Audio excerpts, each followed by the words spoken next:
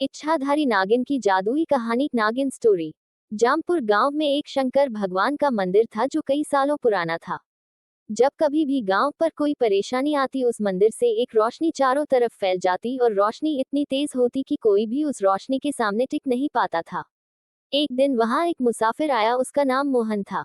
मोहन, अरे भैया सुनो, मुझे टीकमपुर के लिए जाना है लेकिन रात बहुत हो गई है, तो क्या मैं यहाँ रुक सकता हूँ? भैया, आप जाकर एक बार सरपंच साहब से मिल लीजिए, वही आपको यहाँ रुकने की आज्ञा दे सकते हैं। मोहन, अच्छा ठीक है। मोहन वहां से सरपंच के पास निकल जाता है और सरपंच के पास जाकर कहता है, मोहन, सरपंच साहब मुझे कल सुबह तक के लिए यहाँ रुकना है। मुझे टीकमपुर जाना है लेकिन रात बहुत हो गई है तो मैं इस समय नहीं जा सकता। सरपंच, कोई बात नहीं, आप हमारे गांव में रुक सकते हैं।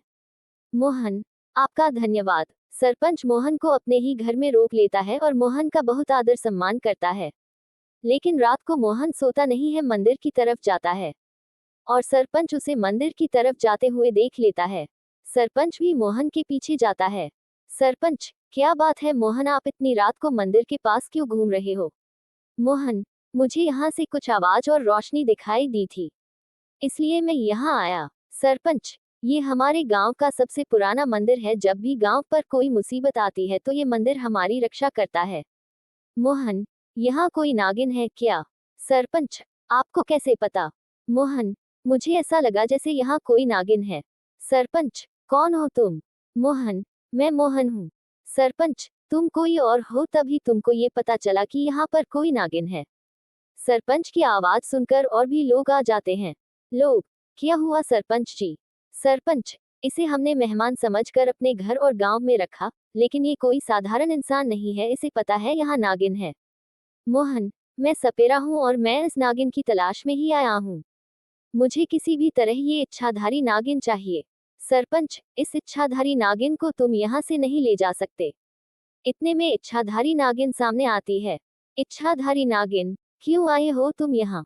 मोहन, मैं तुमको लेने के लिए आया हूँ, चलो मेरे साथ। इच्छाधारी नागिन, मोहन मैं तुम्हारे साथ नहीं जाऊंगी और सालों से मैं यहाँ हूँ और मैं यहाँ से नहीं जा सकती। मोहन, अगर तुम मेरे साथ नहीं चलोगी तो मैं ये पूरा गांव बर्बाद कर दूंगा। इतना कहते ही तेज हवा चलने लगती है, लोगों के घर टूटने लगते हैं। इच्छाधारी नागिन, मत करो ऐसा तुम। मोहन, मैं ऐसा करना नहीं चाहता था लेकिन तुम मेरी बात नहीं सुन रही हो। इच्छाधारी नागिन, मैं यहाँ से नहीं जा सकती, अगर मैं यहाँ से गई तो मेरी मृत्यु हो जाएगी। मोहन, और अगर तुम मेरे साथ नहीं गई तो तुम्हारे बचपन का गांव बर्बाद हो जाएगा।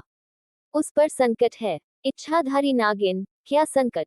मोहन, वहां एक अघोरी ने अपना डेरा डाल लिया है और वह लोगों को बहुत परेशान करता है। अगर तुम नहीं आई तो वो सबको मार डालेगा। सिर्फ तुम ही उससे लड़ सकती हो, वो शक्ति मेरे पास भी नहीं है जो तुम्हारे पास है। सरपंच, इच्छाधारी नागिन तुम यहाँ से ही कुछ ऐसा करो कि उस अघोरी को सबक मिले। इच्छाधारी नागिन मंदिर में जाती है और वहां से 4 पत्थर उठाती है और उस पर अपने विष को डालती है, उसे मोहन को देती है और कहती है कि इस पत्थर को अघोरी के उस कमंडल के पास रख देना जिससे वह लोगों को शराब पिलाता है।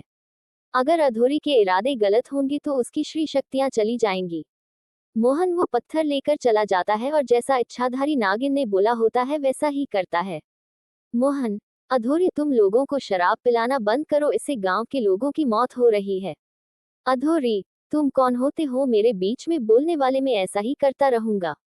ऐसा बोलते ही अघोरी, ये मुझे क्या हो रहा है, कोई मुझे बचाओ, मेरी शक्तियां खत्म हो रही हैं, मैं कुछ भी नहीं कर पा रहा हूँ। और अघोरी को लकवा हो जाता है और उसका शरीर नीला पड़ने लगता है, वह जमीन पर गिर जाता है। अघोरी, बचाओ बचाओ। मोहन, अघोरी अब तुम साधारण इंसान हो और अब तुम हमारा कुछ नहीं बिगाड़ सकते। तुम्हारी एक गलती ने तुम्हारी सारी शक्तियां खत्म कर दी। इतने में नागिन की छाया सबको दिखाई देती है।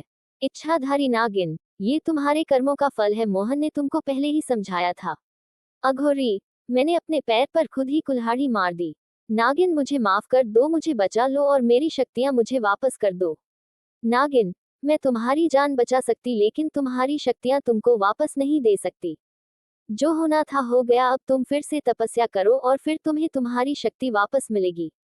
अघोरी को ऐसा सुनकर अपनी गलती का एहसास होता है, वो सबसे माफी मांगता है और इच्छाधारी नागिन से भी माफी मांगता है। ऐसे इच्छाधारी नागिन दो गांव की रक्षा करती है और तपस्या करने लगता है।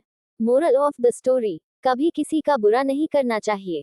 अगर आप किसी का बुरा करते हो तो आपका बुरा होता है, जैसे अघोरी का हुआ।